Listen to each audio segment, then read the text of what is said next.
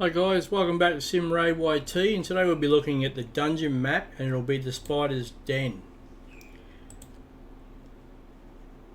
Now the boss guy with the Spider's Den is Venom Spray, attacks all enemies, damage is increased by 15% if the target has poison debuffs, damage is based on attack.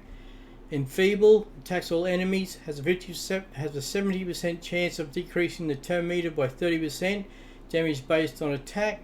And then Spiderling Horde, spawns 6 spiders at the start of the round, spawns 2 spiderlings at the start of each enemy champion's turn, spawns 4 spiderlings at the end of the Skavag's turn. Skavag can have a maximum of 10 spiderlings in the battle at any time. As you can see, healing assured, immune to heal reduction debuffs, receives less damage from poison debuffs, and his almighty immune passive, immune to stun, freeze, sleep, provoke, block active, block passive skills, fear, true fear, petrification debuffs, and also immune to HP exchange effects, HP balancing effects, cooldown increasing effects.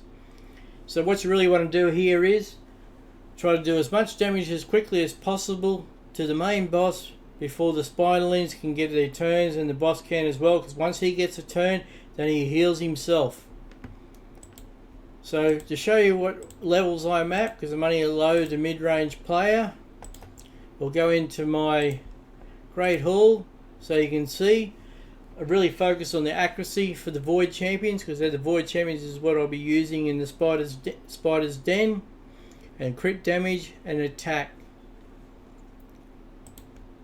Now to show you the champions I'm using, I will be having Royal Guard. Now he'll be the lead champion because he has the additional skill of 35% attack. Now that'll give bonus to all the other champions. His takedown, as attacks all enemies, damage increases according to enemy max HP. As you can see, I've booked him out as well to give the additional damage.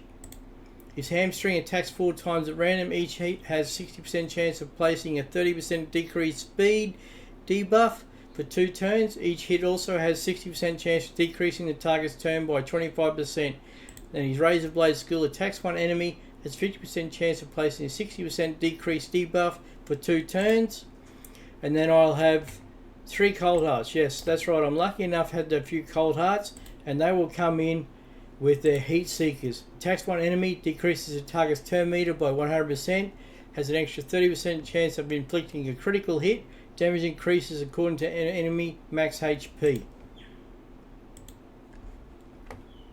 Oh, and the other champion we have then will be a burn champion. Let's see where we've got him down here. Here we go. Mordecai. As you can see, he has a 75% chance placing a HP burn debuff on all enemies for 2 turns. Places 50% increased attack buff on all allies for 3 turns.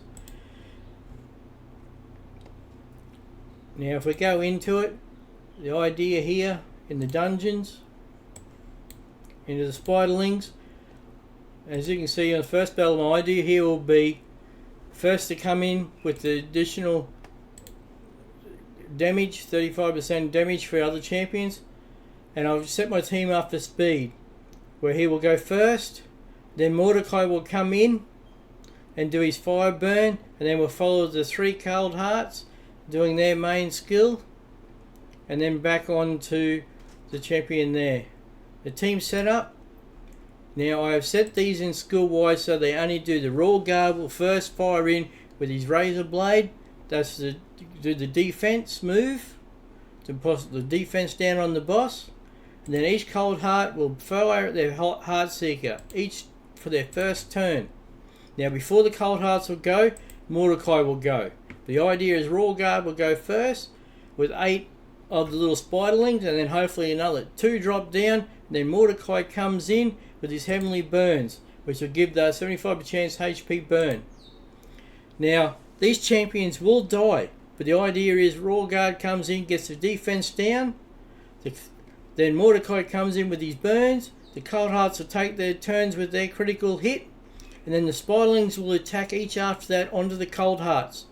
Then once they've done the spiderlings, then it'll come back to Royal Guard with his critical hit then of the takedown.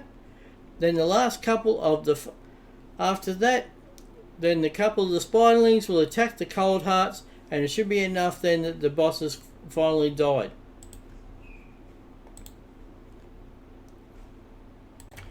Before we get underway here with these fights, I should actually show you how the skills I have, the masteries on these champions. Back into the champions section. Masteries.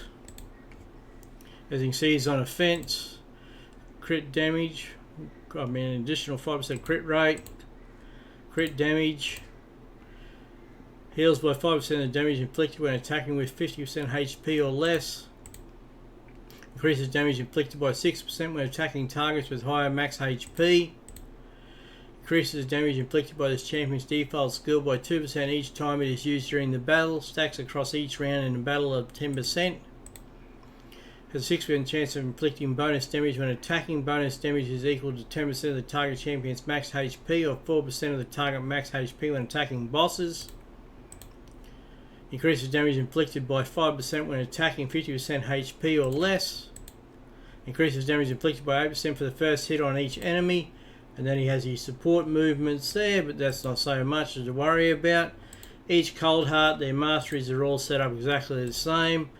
Crit rate of 5%, crit damage, increases damage inflicted by 5%, increases damage inflicted to targets with less than 40% HP by 8%, increases damage inflicted by 6% when attacking targets with max higher HP, increases damage inflicted by 6% in the arena and 3% in all other locations for each enemy killed by this champion in battle. We have increases speed by 6 for each enemy killed by this champion. Has a 30% chance of decreasing the cooldown of a random skill by 1 turn. Places a shield buff on this champion for 1 turn when this champion is equal to enemy. And then the additional crit damage. To try to get as much critical damage as I possibly can. For the Cold Hearts, as you can see here, I've got around 240, 249 crit damage. Speed 174 and as much accuracy as possible. And just remember, if you have 200 accuracy, that's pretty good for like level 20. 100 accuracy is good for level 10. You work on about 10 accuracy per level. Where's our other champion here? Mordecai. Mordecai really haven't done anything on him. We've only got a few masteries. It's just for defense, but it's not so much to worry. He's just there for his burn skill.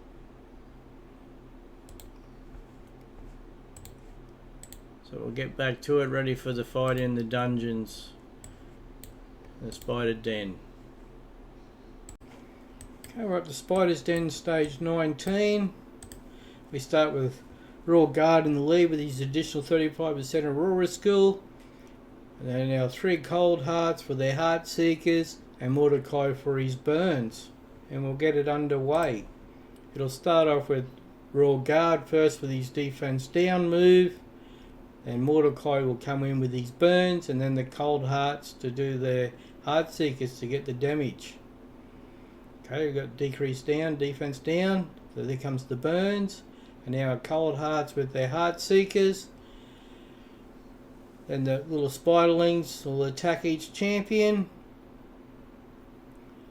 And hopefully with their attacks from each champion they do enough burn that it'll kill off the main boss. That's the intention of the round. And that's how we get our victory. So we've got a reward of a 4-star Skinwalker's Amulet, 9,420 silver, and 100 tournament points. But we're not so worried about the tournament points. But that was our Spider's Den stage 19. Okay, thank you. We'll see you on the next one.